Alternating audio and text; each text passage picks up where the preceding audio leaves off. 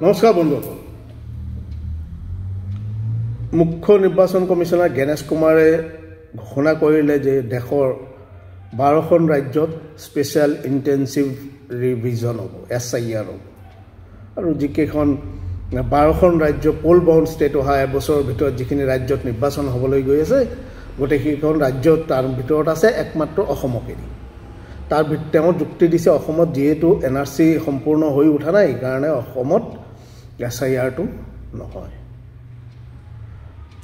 কথা হ'ল যে 19 লাখ লোক NRCৰ পৰা নাম কৰ্তন হৈছে, তাৰে অধিকাংশ হিন্দু মানুহ।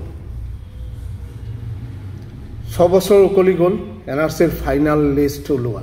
31 আগষ্ট 2019 চনত ফাইনেল লিষ্ট ওলাইছে। 6 বছৰ উকলি যোৱাত চৰকাৰে কি ব্যৱস্থা ল'লে সেয়া চৰকাৰৰ পৰা আমি জানিব বিচাৰোঁ। কি ব্যৱস্থা ল'লে? সেই 19 লাখ লোকক কি তেওঁলোক চিটিজেন হয়? যদি হয় তেওঁলোকক চিটিজেনশ্বিপ কিয় নিদিলে ইমান দিনে? যদি নহয় তেওঁলোকৰ বিহিত ব্যৱস্থা কিয় গ্ৰহণ নকৰিলে? সেইটো আমি জানিব বিচাৰিছোঁ।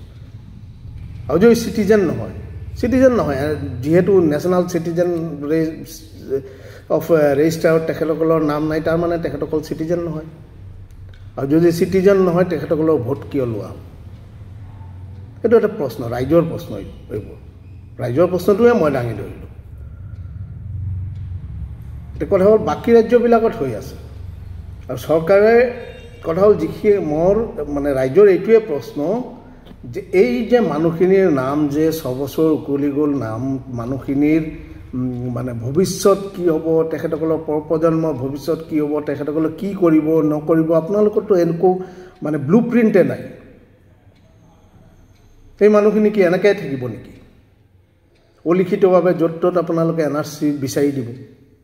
গেজেটটো কোনো নাই, কিন্তু বিচৰা হৈ থাকে মাজে সময়ে। আমাৰ ৰাইজৰ এইবিলাক ৰাইজৰ পৰাই ফিডবেক পোৱা। আল্টিমেটলি তেওঁৰ সেই কামটো নহয়গৈ তাত, যিহেতু NRCত নাম নাই। এইটো কি হ'ব? এইটোৰ চৰকাৰে কেতিয়া এইটোৰ ওপৰত